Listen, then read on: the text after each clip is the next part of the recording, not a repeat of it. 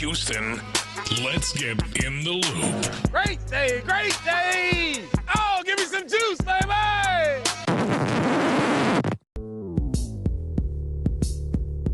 Houston, let's get in the loop. You better get ready because we're going to show up and show out. With John Lopez and Reginald Adetula. Always live. Love it, love it. Always local. Don't ever underestimate the heart of a champion. You're in the loop on Houston Sports Leader, Sports Radio 610.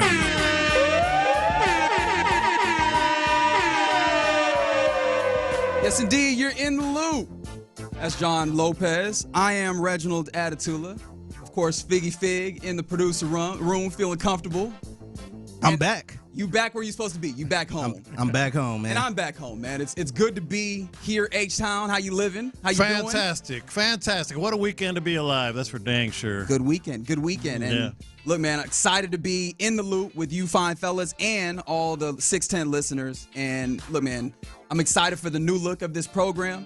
But we're gonna keep it. We're gonna have fun with it. Oh, we'll man. get to that.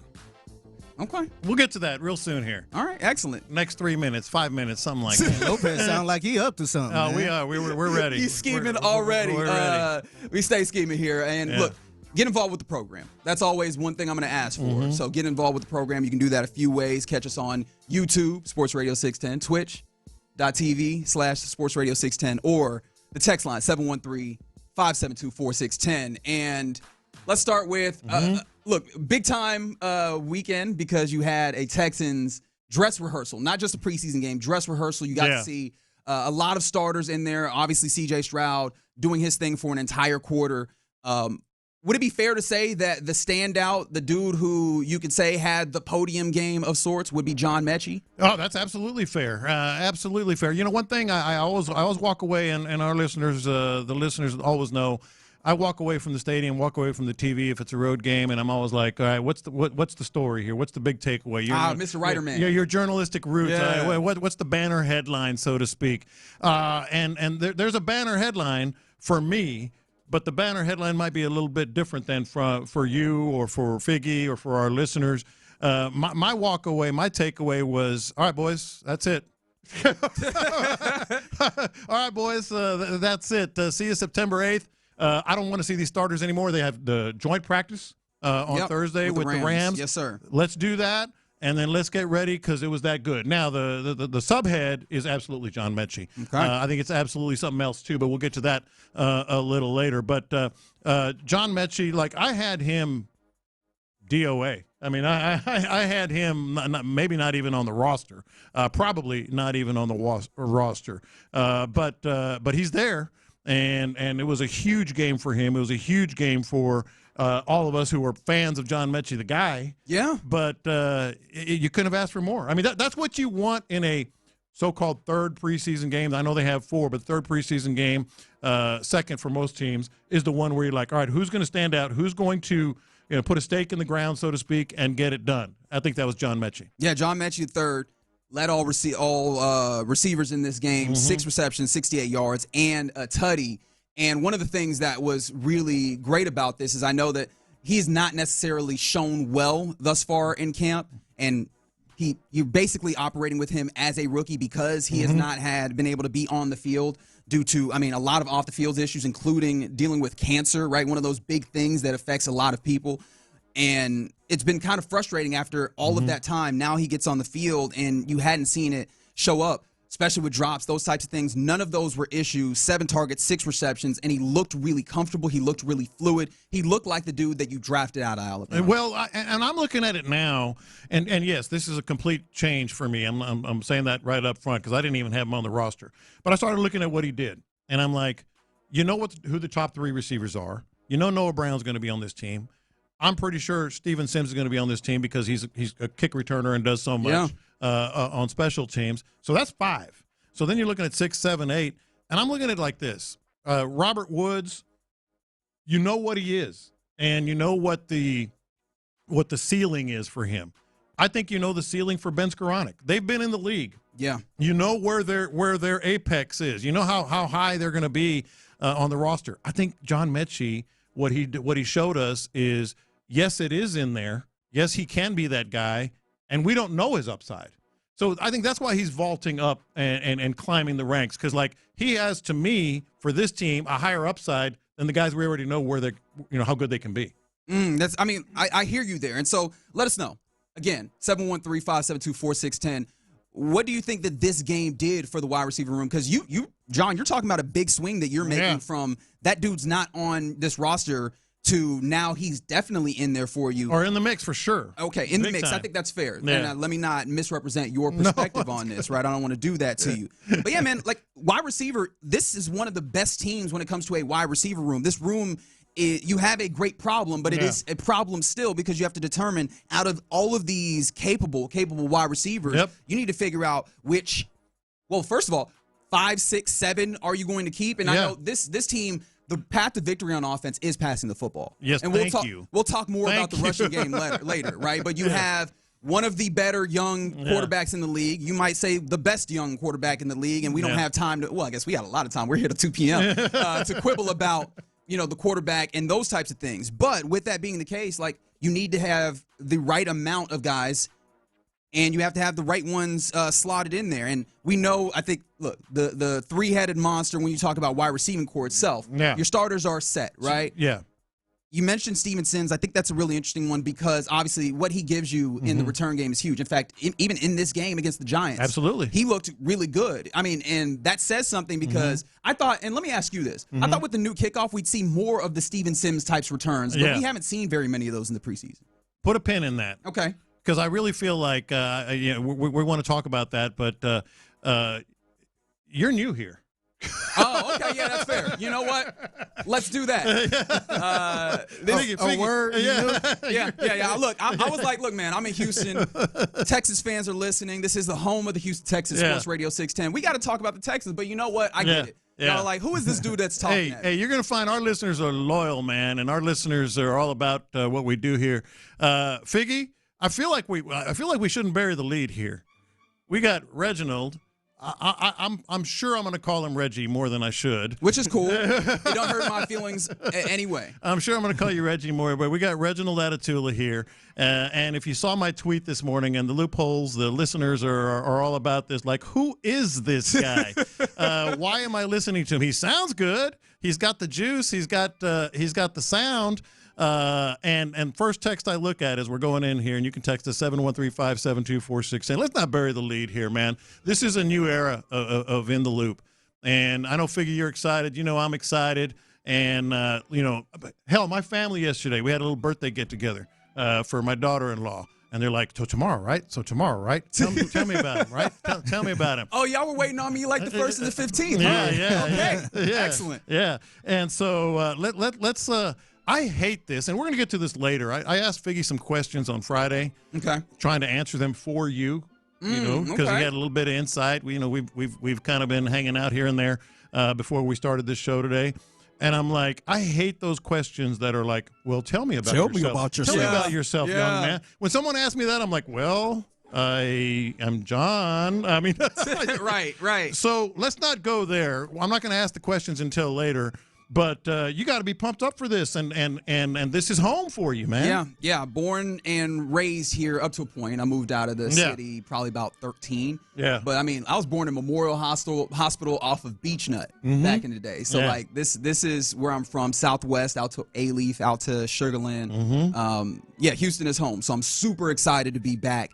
And we'll talk about more later because I moved this weekend, and I won't say that the heat and the humidity beat me up, but it definitely got some shots on me. So excited to be back. Yeah. It's a different world. Yeah, no, that heat is crazy. I was actually out there Saturday at the game, just making the roundabouts. Yeah, and that heat punched me right in the nose. Man. Well, you're gonna find this show is very obviously interactive, which I know you like. Excellent, love it. With our listeners, but they want to know you, man. They want to know you, and they will. Yeah. I tweeted it this morning.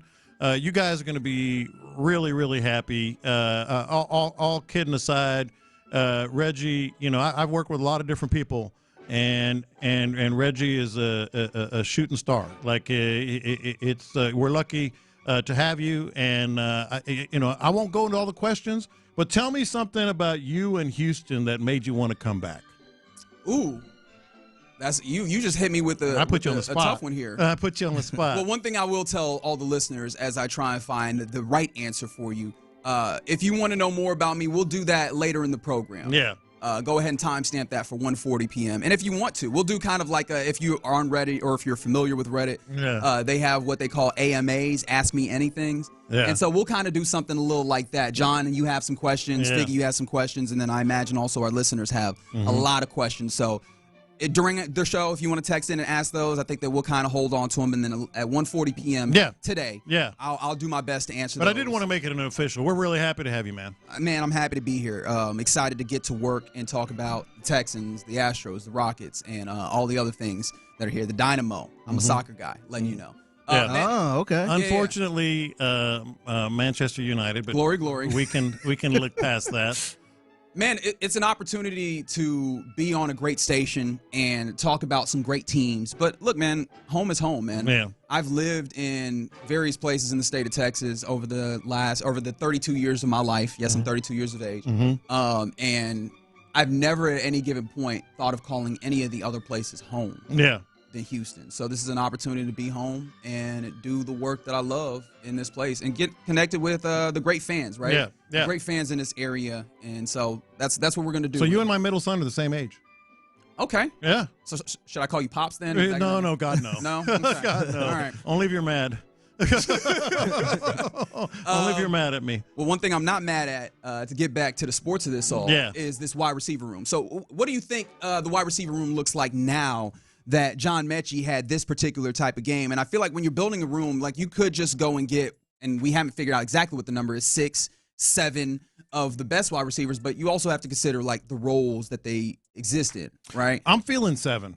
You're feeling 7. I think they're that good. As you mentioned, you got the top 3. I think Noah Brown's in.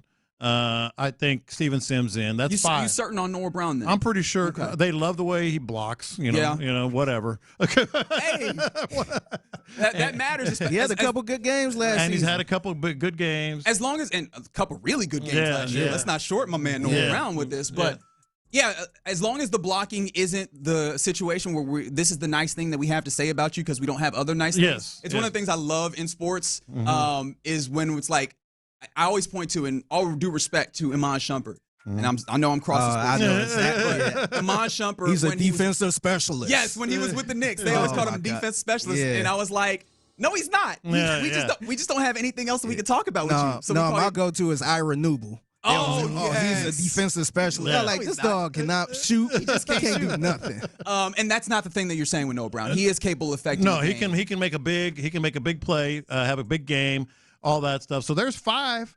Well, then you got Xavier Hutchinson, who was nice and has been nice in camp and are nice in the early preseason games. Then you have Skoranek, who I've just repeatedly said they brought him in for a reason, and he's a special teams guy. He can play a lot of different positions, and I want to get to that. That's not a small thing. We do need to stick with keep the idea of special teams that prominent here, because when you're not the guy that's starting, and if you're not in that guy, if in that consistent rotation, maybe that 4th, 5th guy necessarily that's going to be on the field consistently. Special teams is going to be super important, and so you have to have those roles as well. I want to go back to the Noah Brown thing because you didn't mention Robert Woods, and Robert Woods, I think, sits in a similar place as Noah Brown, as you know what you're going to get from him, veteran guy in the room, and that's just kind of consistent, right? Yeah. I don't know that there's anything else that you necessarily go, off the charts with him, right, when it comes to I guess role or anything of that nature, but consistent, can do the job, and it's cool to have as many of those. But when you have the riches at wide receiver, I do wonder if Brown and Woods are fighting for the same spot, even if they're both kind of high enough where if you were just ranking this by aptitude 1 through 7, they would both be in top 7, right? Yeah, for sure. And Robert Woods, like that dude is talk about having some big games. He's had some big games. Yeah, he's been sort of on damn near every team. On every team, and dude's played in the Super Bowl. And the other thing about Robert Woods, and I think this is what I'm going back to. You know what you're going to get with him. He's older now, and so you have to weigh. All right, John Mechie, what he just showed us was that just the start of it clicking. You know, of him finding it. Because keep in mind, and we had Mechie on the show like he's 2 years removed from cancer now, 2 seasons, I should say, from cancer now. But everybody in this room, everybody listening to us has had someone who's had cancer and recovered, hopefully, from cancer. Someone very close to me had cancer and recovered and was clear probably 3 years ago now, 2.5 years ago now, and still occasionally feels the effects of whether it's the medication they took or the treatments they took or whatever. And we talked to him about that, and he said, yeah, last year he was, air quote, healthy, but he wasn't quite the same guy. Maybe now he's becoming his old self again. So you got to weigh. Okay, Robert Woods, Noah Brown, if you want to throw him in there, is their ceiling already reached? Whereas John Mechie, are we starting to see where his ceiling could go? Yeah, because if you have the 3 that we know of, Brown, Woods, maybe, I don't know if those guys are in the same spot, but let's assume that they're not, right? You have those. Mechie makes 6. Skowronek is the one that you could. Is Xavier Hutchinson one that you're willing to put out and feel like maybe you can get him back to the practice squad? I know that Pendergast was talking about that this morning. Yeah. Here's the other thing with Mechie is I know a lot of people are saying, well, it's just one game, guys. He just had a good preseason game. I get it, but he doesn't fit that rule. He doesn't fit that profile because of what I just said. Because he is really just he's really just getting his legs under. He looked comfortable.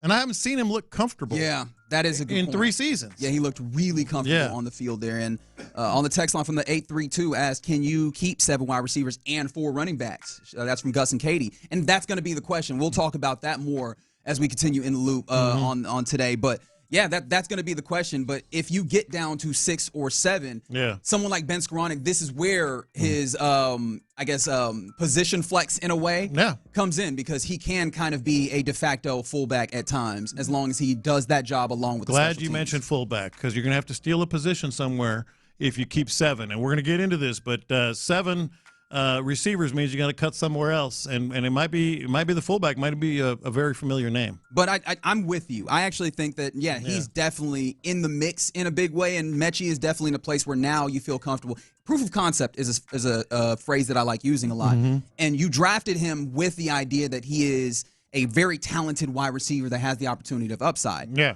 And you had not had proof of concept yet because he had not played, and he had played somewhat poorly during training camp to this point. Dress rehearsal game on Saturday was proof of concept that he has in him and it can keep growing. So with that now in the pocket, I think that, he absolutely is in the mix to be solidly in that 6 or 7 guys that you keep on the wide receivers. There you go. We're in the loop here on Sports Radio 610, off and running on a Monday, a Texans Monday here on Sports Radio 610.